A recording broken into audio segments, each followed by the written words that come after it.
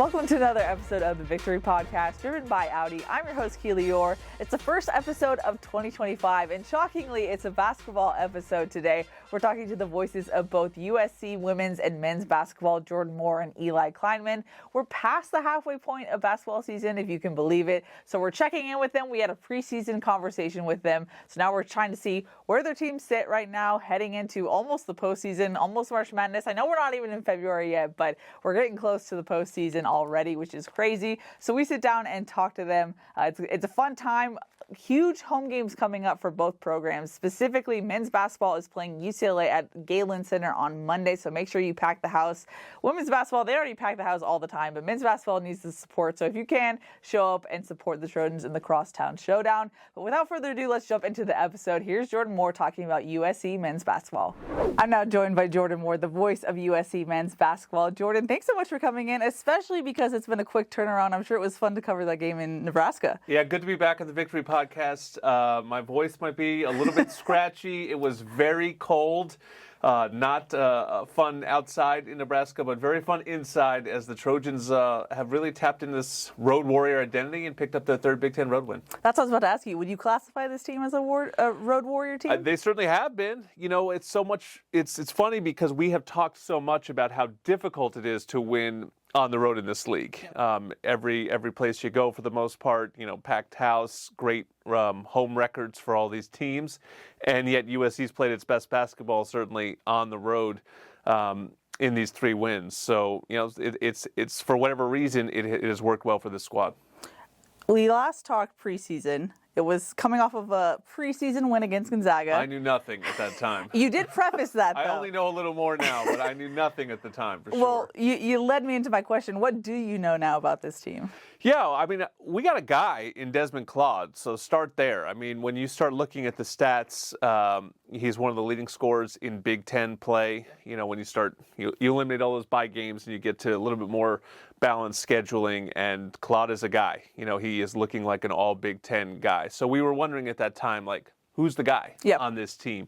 And so the ball's in his hands late. They've been running just high ball screen after high ball screen, pick and roll. Yesterday it was the pick and pop with Rashawn Agee, and so that's something to build on, right? A basketball team needs something to build on, and from there, you know, you put the pieces in around it, and the pieces just started to fit a little bit of late. Wesley Yates has kind of come out of nowhere. I wonder if I even mentioned him in that initial pod. That's a good question. Because in those exhibition games, he appeared to be like the 12th guy. He very quickly became the 6th guy, and then when Terrence Williams got hurt, Wesley Yates became the 2nd guy, and he has been a revelation. Eric Musselman himself has said basically he kind of saved our season a little bit. Yeah. He has scored it at an elite level. He had 4 steals last night. Just kind of a physical player, plays basketball a little bit with a football player's mentality, happy to get on the floor, you know, as a guard, but really athletic, really explosive. And so from that backcourt, everything is launched. St. Thomas has sort of fit into place a little bit. You know, they have sort of the 2 guys going at the center spot, and then Chibuzo Abo kind of handles all the shooting. So they don't have a ton of guys. You know, they're playing a pretty small rotation and leaning on these guys to play heavy minutes, but they have figured out who that core is. It feels like Yates, when he first got that playing time, was kind of playing a little bit out of sorts, kind of getting more comfortable. Obviously, he had that injury in his rookie season, but it seems like now he's kind of finding his stride and more comfortable on the court. He is a freshman, so you know, if people don't realize that, he didn't play a single game for Washington last year, had an injury, and then it comes to USC. So really think of him as a true freshman, and he had those mistakes. And when he was the 6th, 7th, 8th man,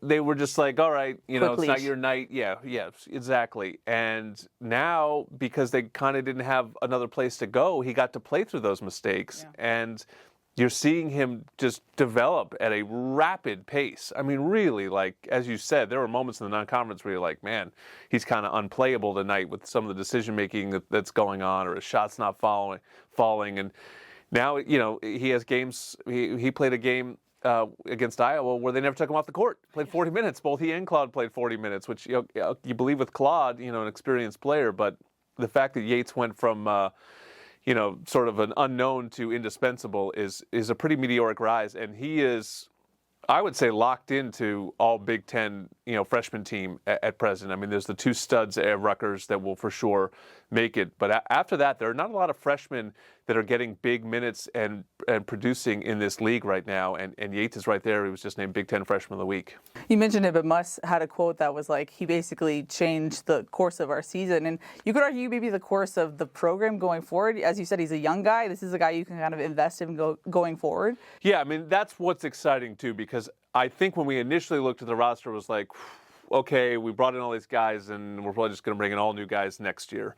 And to some degree, maybe that's true, and to some degree, that's true with every team going forward, right? That's just sort of the nature of it, and there's no guarantee that any of the players are back, even if they have eligibility, right? We know that, too. So, but you do have this backcourt right now that's averaging, over 35 points per game combined in Big Ten play. I started running some numbers, was going to post something on social. I mean, that really is the highest scoring duo in conference play that USC has had going back to the Harold Miner years. I mean, these guys are really putting up buckets. And so, yeah, if you could bring them both back, what a foundation that would be going forward. You talk about putting up buckets. It seems like we found a magic number for this men's team. 75. 75 and above, 12-0. Is that just a coincidence? What do you see with that number? No, I mean, it's probably not a coincidence. I mean, there was a moment last night where I was having a conversation because it was not a high-scoring first half, and I felt really good about the game. Just the way it was playing out, the matchup. I really felt like USC was going to win that game throughout. But in seeing the score, there was a comment like, hey, we're not going to get enough points to win this game. We need 75 or whatever. Yeah. Ultimately, they do. They get to 75. I think 78 was the final last night, 78-73. So I guess it is a magic number. I think ultimately this is a better offensive team than it is a defensive team, and that's probably what it speaks to a little bit. I don't think this is a team that's going to beat a lot of teams, 65-60, because they don't have a real shot blocking presence. They have struggled at times containing the dribble, but offensively they can be really efficient. When you start digging into the efficiency numbers, they're right up at the top of the league in field goal percentage. They're actually pretty high in three-point percentage. They don't take a lot of threes. They take the fewest amount of threes. They get to the free throw line a ton. So there's a lot of really nice efficiency analytics at the offensive side that makes this probably a little notch a better offensive team than it is defensive team. And so I think getting to that 75 number probably speaks to that. From your perspective, how would you describe what we've seen from Rashawn Agee lately? Yeah, Steph Curry, I called him last night. I mean, he unlocked the whole game, and he did the same thing in the Illinois game. Those were the two, maybe USC's two best wins of the season. They're two quad one wins, both on the back of Rashawn's three-point shooting. I'll tell you what, it's really interesting to watch because they brought in all these guys, Rashawn Agee, Josh Cohen, St. Thomas, Clark Slackert, Bryce Pope. These guys produced a lot at old schools. Yeah. Now, it is a jump, right? It is a jump from Bowling Green, where Rashawn was, to USC. It is a jump from Penn, where Slackert was, to USC. A big jump from UC San Diego, where Bryce Pope was. With that said, if you can score, you can score in this sport. And a lot of it's just about confidence. And I think you're starting to see different guys find their footing. Rashawn really looked out of sorts throughout most of non-conference and then sort of found his footing. And now can't take him off the floor. And USC's much better when he's on there. Even last night, like Clark Slackert has had a really quiet season, struggled with his shot. All of a sudden, he locked in and gave them really good minutes. And you could just see his confidence. Like, this is a person that scored 18 a game last year at Penn. Penn's playing these same teams, especially in the non-conference, right? It's not like he's never seen this level of basketball. And at Penn, he just knew he had the green light. His team, he's going to play 30 minutes, all good. And I think when you're just fighting so hard for playing time, and you're meeting new teammates and a new coach and a new staff and a new place, everything's new.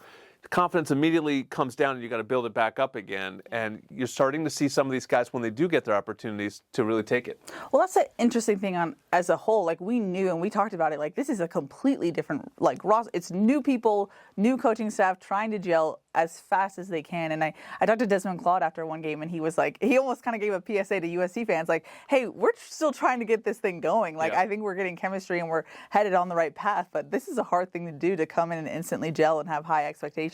Where do you set those expectations given where they are at this season? I think expectations are quickly changing. I think at a time, it wasn't looking great, and it was more like, okay, let's build something in year one, and let's make sure we qualify for the Big Ten tournament, and let's be competitive and play hard, and do some things, and then Musk can really get into recruiting and start bringing in some higher level talent going forward. And now this team is just kind of competitive in every game. There are still some games where I look at it and say, talent ceiling for our opponent may be higher than ours, and it sort of, they sort of hit that ceiling sometimes late in some of these games where they just haven't been able to get over the hump against, some of these teams.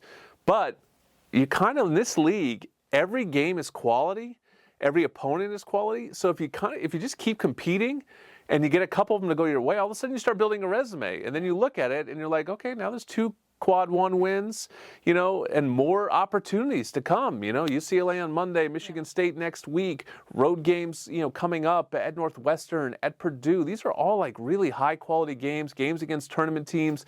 You win 1 or 2 of those, you don't have to win a ton. You win 1 or 2, and all of a sudden your resume starts looking very bubbly. And I think it's a credit to Muss and company for the culture that they've built, that it didn't fall apart early on. Because with any team, new culture, it could have. But I feel like they kept staying on the course. And the thing that's so fun to watch about this team, there's always effort. Like, they're always playing so hard. And so I just feel like that's a credit to Muss and what he's able to build in such a short time. Yeah, he preaches effort, energy, enthusiasm. Those are his keys. And all of those things, none of them require a super high talent ceiling, right? Yeah. Sort of what we're talking about. And so what's impressed me is you see how active and engaged the bench is during the games. That is coached by Muss and this staff. That is not something that just, hey, we happen to have this group of incredible guys. Hey, that is like a mandate. If you're going to be part of this team, you are going to bring that kind of enthusiasm to practice, to games.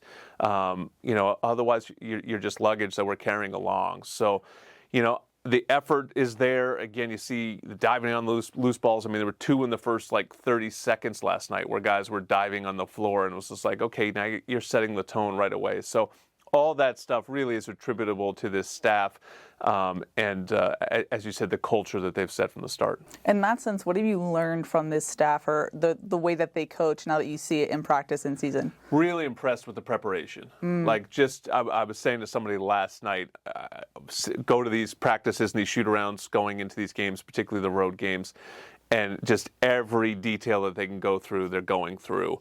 And you see it play out. Nebraska in the last game, Bryce Williams is their guy. 18-plus points per game. He is their, leading scorer. When as he goes, they go. And they took him out of the first half. He got, his a little bit in the second half, but did it in an inefficient way and ultimately turned the ball over with the game on the line. They didn't even let him get the tying shot up. So they did a great job with him. The previous game against Wisconsin, John Tonji, 18 points per game. They held him to 0. Now, Wisconsin had so much depth that some other guys stepped up and they won that game. Yeah. But when you talk about a scouting report, they are knocking off the things at the top, which is what the coaches are asking them to do, and that speaks to preparation to me. Last night, Muss just hammered the team and said, rebounding. They won the rebounding battle. They were the more physical team. So they are getting across what they want to get across from a game plan, game in and game out. Again, sometimes shots fall, sometimes they don't. Sometimes other guys have, their 3rd and 4th best players step up. But scouting report-wise, I think they're really doing it to a T. What would you say has been the biggest surprise for you so far, if there has been one? Yeah, just the way this team rallied after Palm Springs was impressive. And it was pretty rough. I mean, it was a rough, 2 days in Palm Springs. It was a lovely event, a lovely weather. We had a nice time, but the basketball was rough. The St. Mary's game was a statistical low point. Came back the next day. New Mexico game was not particularly competitive either. And then you go start going, whew, this is a tough league. We got a long season ahead. This could be a grind. And then they immediately came back. They had some practice days. They were super competitive against an Oregon team, which is an elite Oregon team. And then they go to Washington and blow out the Huskies. And then from there, they've just kind of been in every game. They have started to find their identity. So the thing that, surprised or impressed me is just, they took the low point of the season and they bounced up off of it. as opposed to, wallowing in it. Yeah.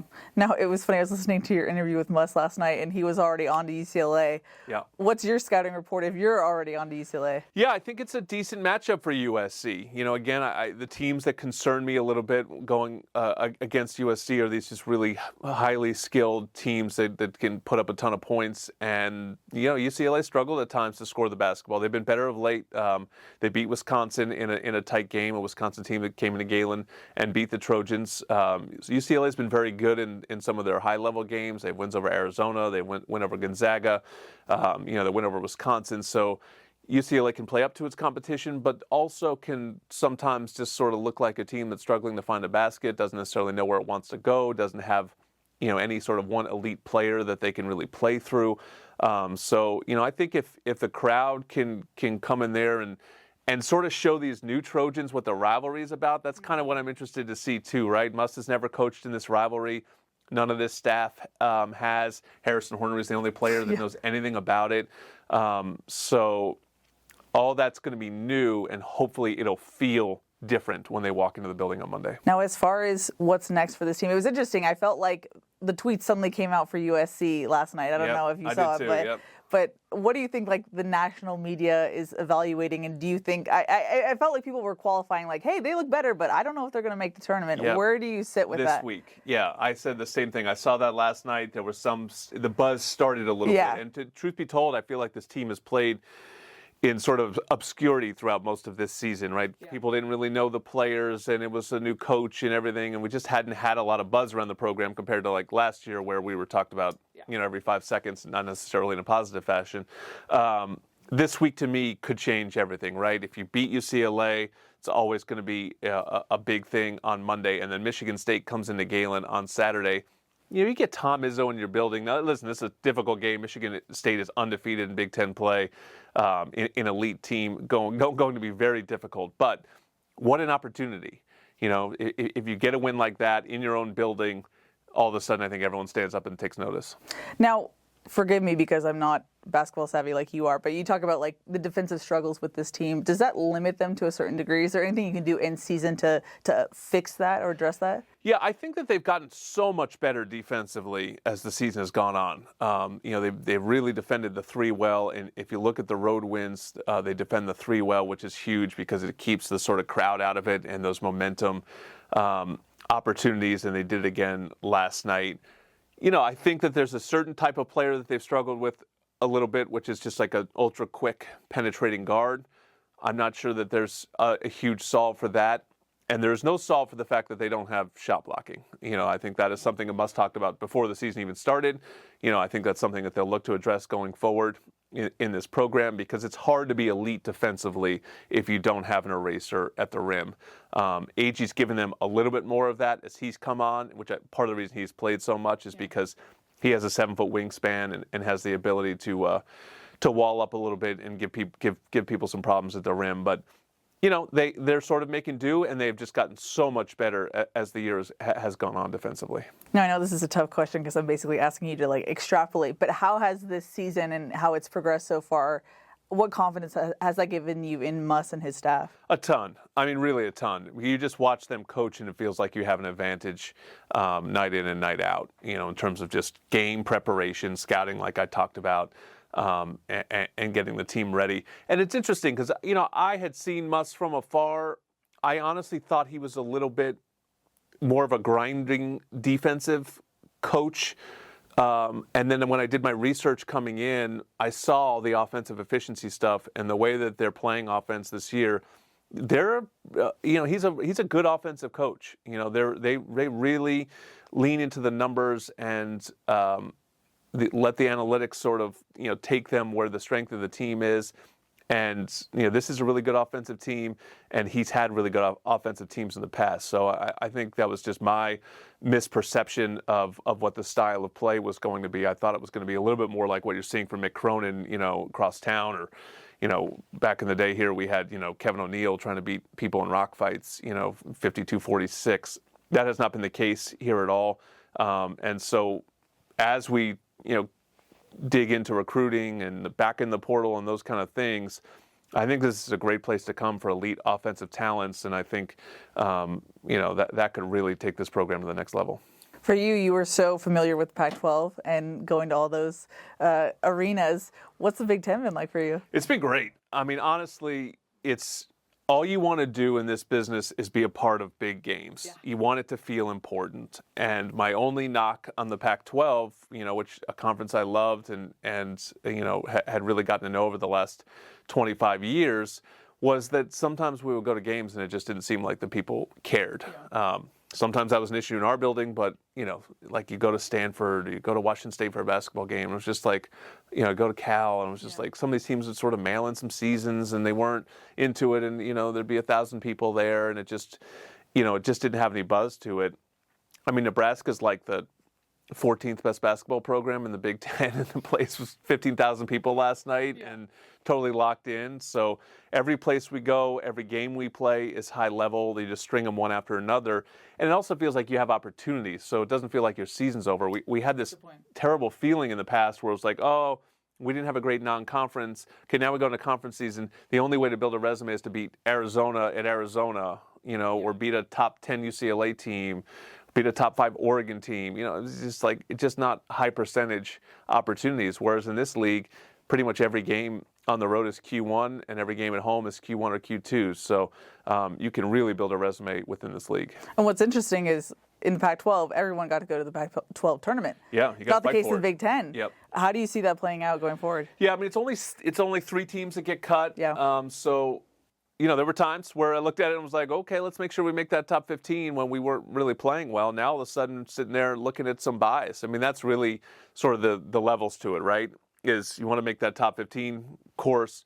Then from there, you can get some buys because, it's going to be hard to win 4 games in 4 nights or 5 games in 5 nights, whatever it is. I was drawing up the bracket the other day and I was like, if you get in and you're the 15th team, like, it's nice, but you're filling out the field because you're just not going to win that many games in a row. So if you can get up into the top 8, into the top 4, those kind of things, you can start looking at getting buys, double buys, and then play at the end of the tournament. Well, I'm sure there's much more we could talk about, but you do have to go at some point. Anything else that you want to cover, talk about, or let USC fans know about this USC men's basketball team? No, I just think it's a good group. I was just watching them last night.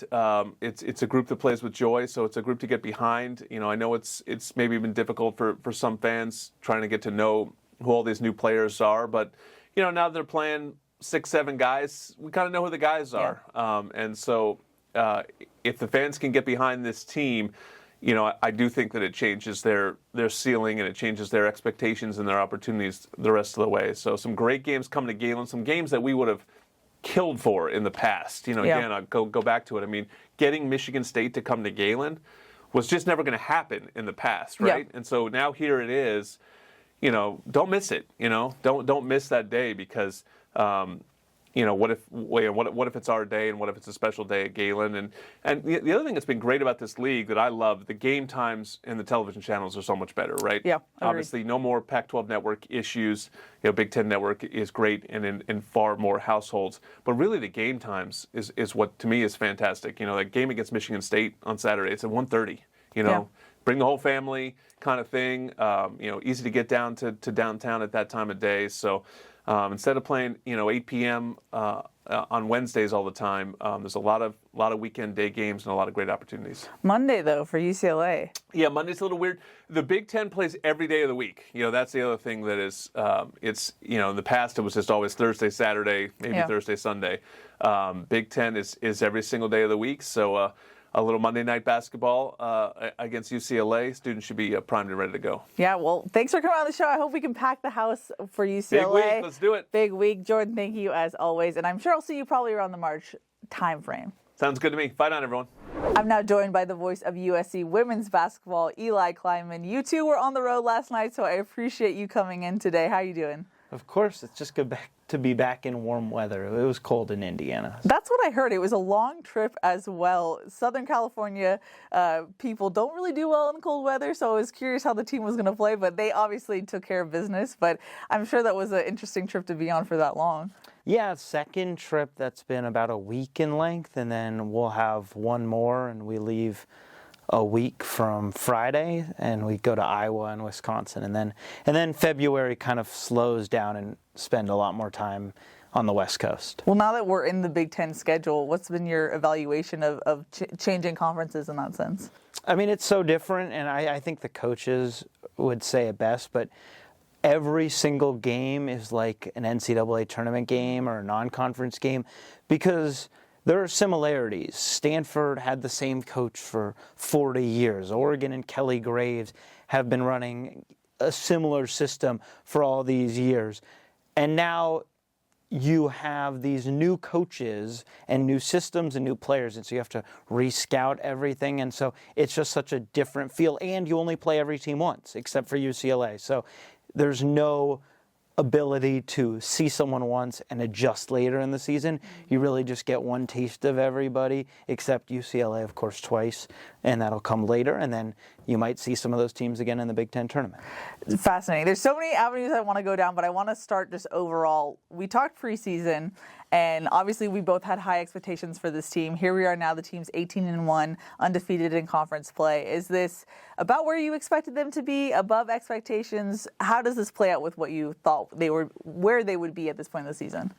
I mean, I think it's right where you would expect in the range of the possibilities of where USC could be. Their one loss is to the number 3 team in the country. They beat UConn on the road. And when you look at that one loss, look, Notre Dame played a fantastic game that afternoon here at Galen Center, but you were without Kennedy Smith, who was out just a couple days before that game, so you're trying to get adjusted without her. And I think if you've watched since she's returned, this team rises to another level primarily because of her defense, but she's another scoring threat, and she's another lengthy defender. And when you have the starting lineup that you don't have anyone shorter than 5'11" on the floor. So all of a sudden it just creates a problem for opposing teams, and Kennedy Smith really guards the point of attack, so opposing point guards are dealing with her. So I think this season has gone,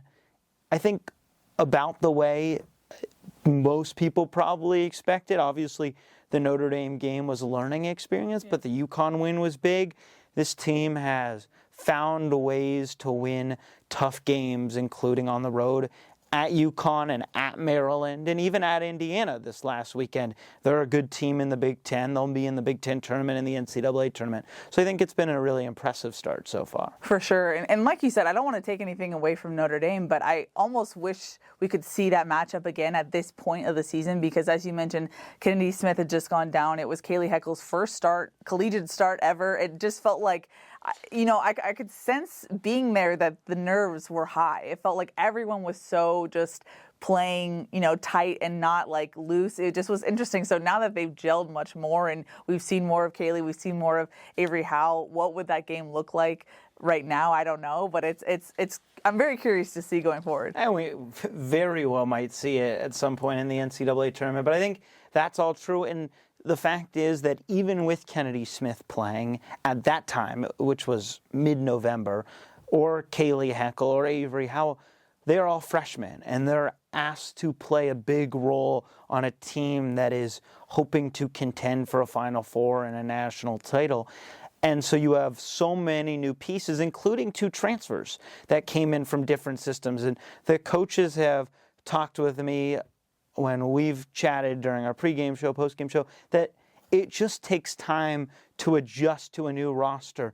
This isn't a bunch of fifth-year Ivy League grad transfers coming in. This is 7 freshmen and 2 grad transfers who played in very different systems, and they're both great players, but it just takes time for a team to mesh. And I think even if you look back at last year, we all remember how hot USC got down the stretch, but there was a loss to Washington at a point in the season. There was a really close game in the Bahamas where USC was trailing late to Penn State, and Juju scored 7 straight points to help lead USC back. So there were moments last year where the team still was working on gelling, and it clicked later in the season. And I think we're starting to see something similar happen with this team. And to Coach Gottlieb's credit, I feel like, Twitter's going to be Twitter, but I feel like early on in the season, she got a little bit of criticism for leaving Juju in with some of the younger players like Avery and Keely. But now I feel like you're seeing that pay off, where the chemistry between everyone on the court is just so much better than what we saw initially. And I feel like people on Twitter, obviously not coaches, but they wanted Juju to come out early and just play the freshman. But it seems like, her rebuttal to that was, we want to go all the way. And the only way you do that is having everyone comfortable with everyone. Yeah, she's talked about needing to see how different rotations work, letting them work it out and figure it out on the floor. And I think you've seen some of that step up, and you've seen the ability for some of those freshmen with Juju on the floor to make big-time plays. Juju is always going to make big plays, be a leading scorer. But Avery Howell has a really good game. Kaylee Heckle against Maryland had a much-needed performance. Kennedy Smith in that same game really helped catapult the comeback down by 6 in the fourth quarter and really got USC back into the game. And none of that's possible without getting them on the floor, getting those rotations minutes early in the season. Yeah, someone we haven't talked about yet, you've alluded to her, and we don't know her health status right now, but Keely Eure, what has she done for this team so far? I just think she gives you such a dominant low post scoring option, and defensively she's really solid too, but it really gives you a 1-2 punch and probably the best combination, best duo in the country right now, because you have Juju, who's so good on the perimeter, but so good in really every facet, and then you have Kiki, who is versatile, can score on the low post, but you can't just stick your biggest player down in the post, because she'll extend out and shoot a mid-range jumper, and she's really good at it.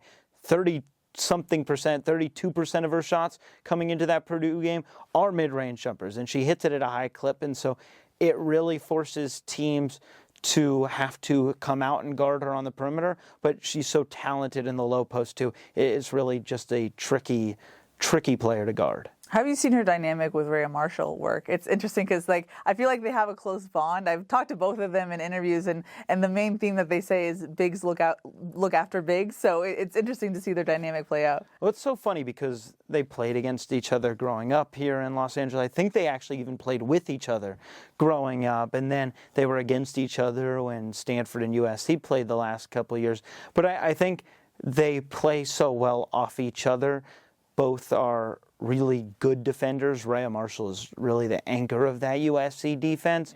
And then Kiki is one of the best scoring bigs in the country, but it frees up Rhea at times to really be able to score herself.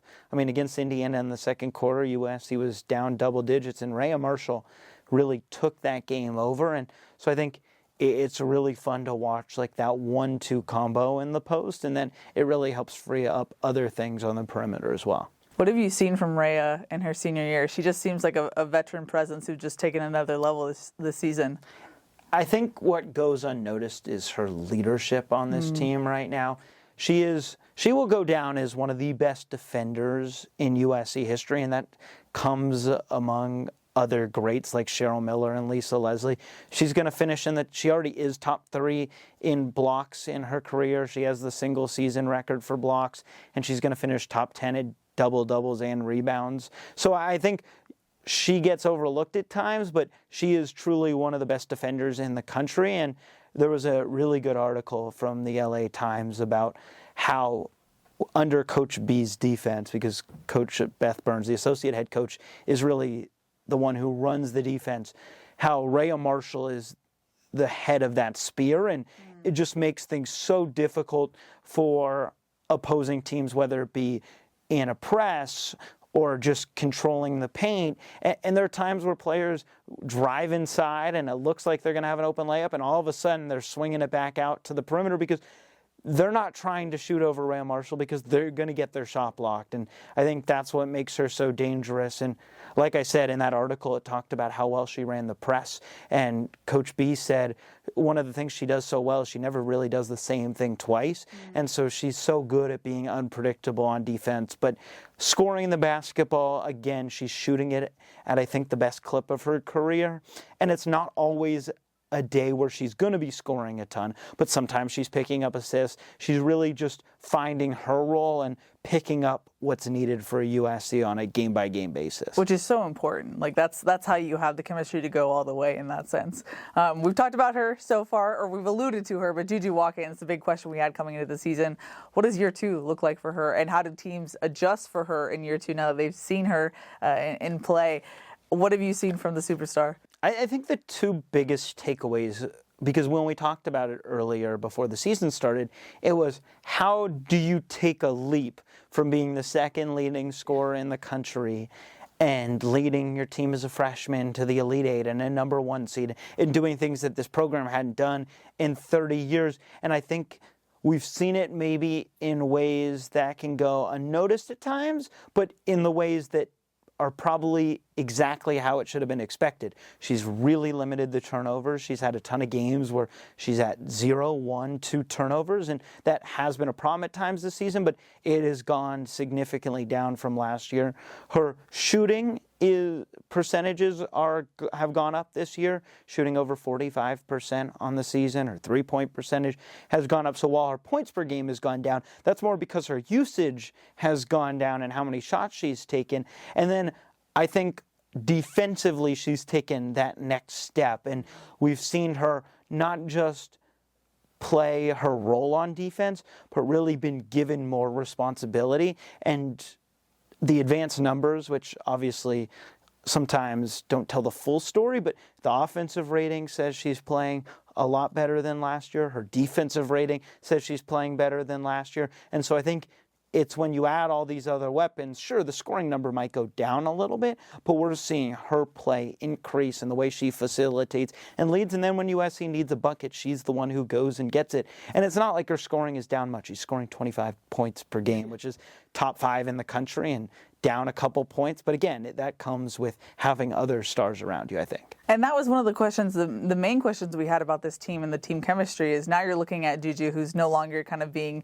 mentored by the nerds, if you will. She's kind of one of the veterans or the older players, even though she's only a sophomore. How have you seen her kind of take on that leadership role in that sense with so many new players? I think she's been great, and I think just helping the freshmen find their footing after she did it last year. And I think, she gets a lot of the attention, rightfully so. I mean, she was the reigning National Freshman of the Year, a first-team All-American. So she's going to get a lot of attention, and it helps freeze things up for other players, and then also really helps everyone else find their role, and I think she's done a really good job of that.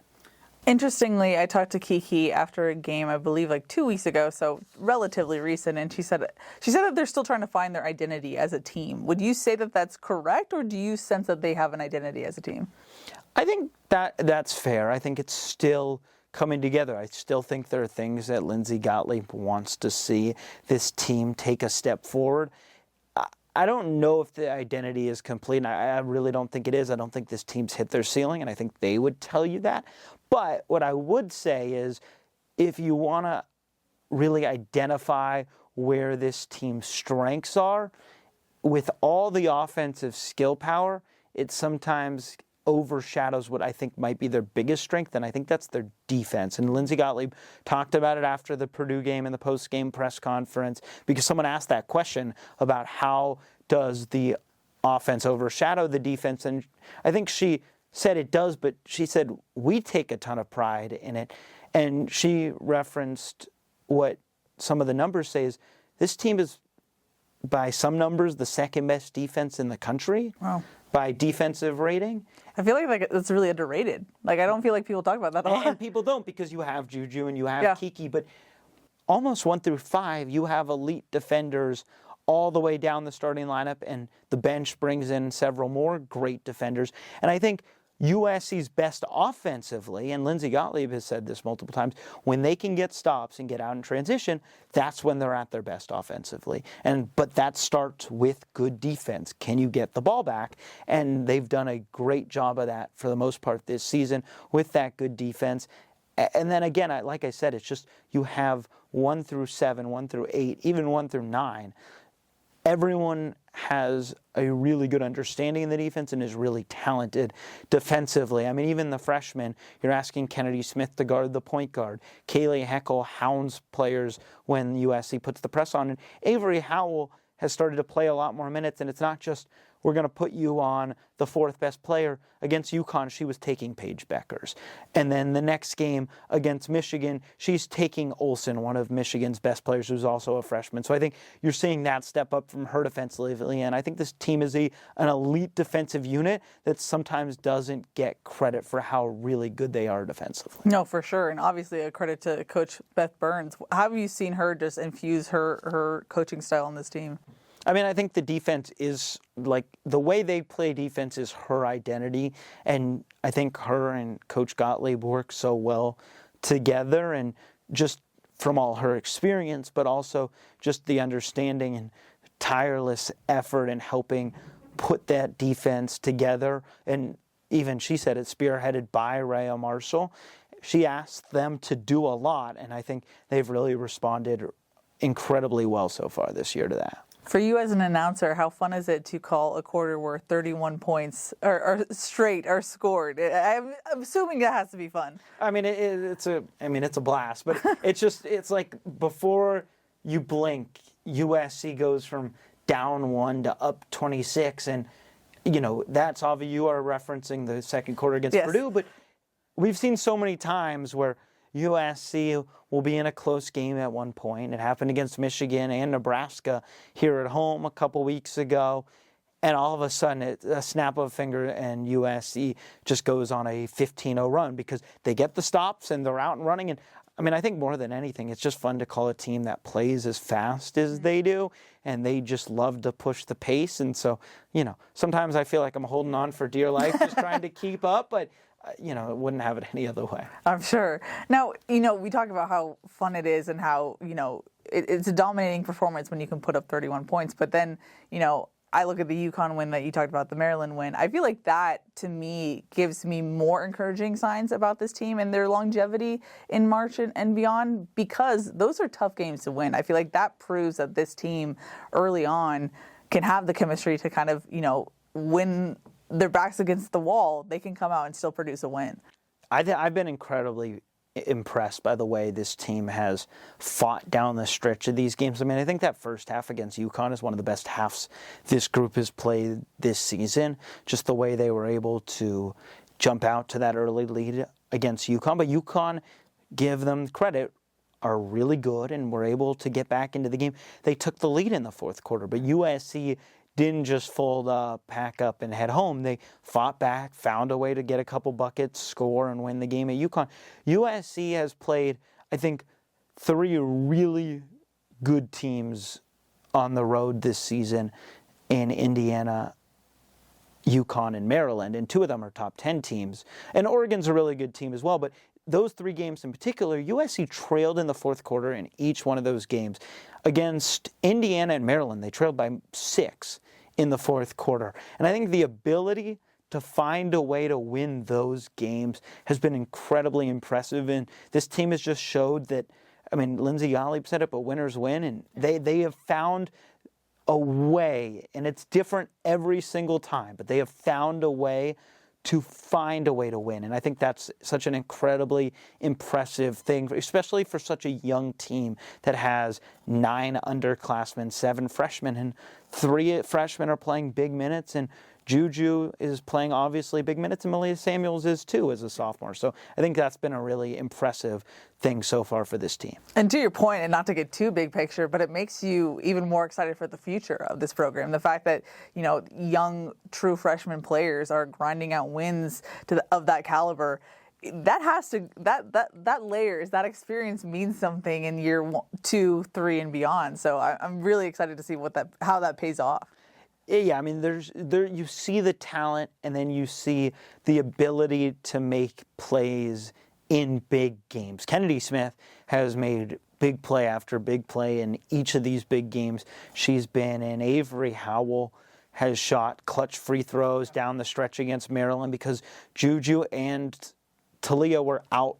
Talia was out with an injury that game. Juju had fouled out, and I asked Lindsey Gottlieb in the post-game interview about choosing Avery Howell to shoot free throws. And Avery Howell's the sharpshooter on this team, so it's not exactly a surprise that she went with her, but she quickly was like, I had no doubt that's who I was going to. And she talked also about her demeanor and just being so even-keeled as a freshman. And then she talks about Kaylee Heckle's ability to be a freshman point guard and talking about how difficult that is, but she's starting to string together good game after good game, which is really impressive. And Kennedy Smith's defense and then offense, which sometimes also flies under the radar because of how important she is defensively. I think you're really seeing the leap from these freshmen as of late, and that's huge this season and, of course, going forward. Kaylee Heckle's mindset on defense is just incredible to watch. It's so fun to watch. Just try look. I look down. Someone USC scores a basket, and I look down to check the score, look for a stat. Yeah. And by the time I look up, the ball's getting poked out of bounds. Or already, I hear a whistle, and I'm like, "Wait, what just happened?" And it's Kaylee Heckle diving to poke an inbound pass out of bounds, and it's just like she is so quick and so fast, but also so aggressive, and it's just been fun to watch her play this year. Is there anything about this season so far that surprised you about this team or coaching staff beyond? I don't know if something has entirely shocked me. I think the freshman's ability to make big plays late in game, which obviously we just talked about, is probably the thing that stands out so far because that's just so difficult, especially in hostile environments. And I think maybe that's the other thing is the way this team has been able to handle really hostile environments on the road time and time again. At UConn, it was packed in Hartford at the XL Center. Maryland had a really good crowd. Indiana's crowd was maybe second to none this season, maybe just behind UConn. I mean, it was incredibly loud, and they took the lead in the fourth quarter, and the place was rocking, and USC found a way to get stops and then get buckets that they needed to win the game. So it's really been impressive, I think, the way that USC has been able to handle late game situations and really handle tough road environments. And it's interesting, after a tough stretch on the road, they're going to have a tough stretch at home. Looking at February, UCLA at home and then Ohio State at home. What are you expecting for those matchups? I mean, I think those are the two. I mean, I think without a doubt, besides Notre Dame, the two biggest home games of the season, and they come in the span of less than a week. And so it's really, for me at least, it's really exciting. And I think the coaches would say the same thing. It's exciting to get to watch these top teams go against each other. And, obviously with such a big conference, you only really see it once. USC sees Maryland once. USC sees Ohio State once. Now they do see UCLA twice, but we're still waiting for some of those big matchups. And obviously it's not just USC fans who are excited. College basketball fans are looking forward to those games. But just watching the star power go against each other, and it's one of those games where you get to see where you're at. And it doesn't always have a huge effect on what the postseason looks like, but more so conference tournament than NCAA tournament. But you get to see where you're at and what you need to improve on, but also get a chance to go prove yourself and go win another big game on a big stage. And so I'm looking forward to those games in a couple weeks. And, there's still a couple more fun games before that. Minnesota's a good team coming in. And then USC, Iowa's been on a bit of a slide. They had a big win last night, but I mean, I was retiring Caitlin Clark's jersey that day in Iowa City, so it's going to be loud, it's going to be packed. That might go down as one of the toughest road environments this season. So Iowa fans are going to show up, and, that oftentimes raises the performance of a team at home when they have the crowd at their back. So that'll be a really fun one, too. But I think everyone's looking forward to those games later in February with Ohio State and UCLA. I can only imagine what would go through, or what is going to go through Juju's mind when she's watching Caitlin Clark's jersey go up in the rafters. It's so prophetic almost for that to happen when USC's in town. Well, I mean, for college basketball fans, and I'll say myself included as a fan in some ways. I mean, that was the matchup that almost happened last year. If USC had gone to the Final Four, they would have played Iowa. And it doesn't. Obviously, Caitlin Clark goes to the WNBA, but it'll be a really interesting experience. And the two have talked before, and Lindsay Gottlieb has asked Caitlin Clark for advice. So obviously there's a connection there, but it'll be a really exciting game. And just so many stars in that building at once is always a really cool experience. I feel like it's too easy of a question, if you will, to ask you like the expectations for this team going forward, because I feel like they're rolling, a 14-game win streak. But I guess, what do you expect from this team, and what's the sense of the coaching staff of how confident they are in this roster right now? I mean, Lindsay Gottlieb has said it over and over again that they're embracing the expectation. I mean, they certainly have goals that reach the highest level of winning a national title this year, getting to Tampa Bay in the Final Four. And I think that's what they're trying to achieve. And, obviously they only can control so much. And so going forward, we'll have to see what happens. But I think the expectations are really high. And this team with the players they have still getting better, I think there's a lot to be excited about going forward as USC gets into the end of conference play and then into March. Well, the final question I have for you is actually about you. We talked about it in our preseason podcast. You were getting your debut on the air. What's it been like for you calling these games and being the voice of USC women's basketball? I mean, it's been a blast to be with. This team's a lot of fun to be around, to be with. I mean, 14-game win streak is obviously a blast to makes calling these games a whole lot more fun. I'm sure. But it's been a great time, and obviously hope everyone tunes in, but just getting to experience this ride with this team, with the way they're playing, has been just such a joy to be a part of. And before you go, can you remind everyone where to find you in your calls?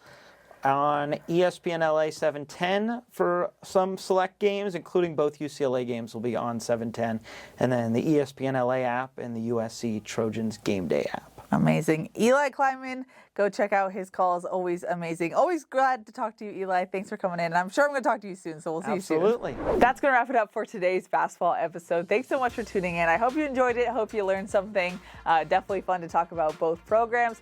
Don't worry, we will be back with our regularly scheduled football programming. Cody will be back in the studio soon, and we'll get back to talking about football. There's a lot to talk about, obviously, so many updates that we haven't covered yet, so excited to get back into that as well. Hope you guys are doing well and are safe so far in 2025, and we'll see you back for another episode soon.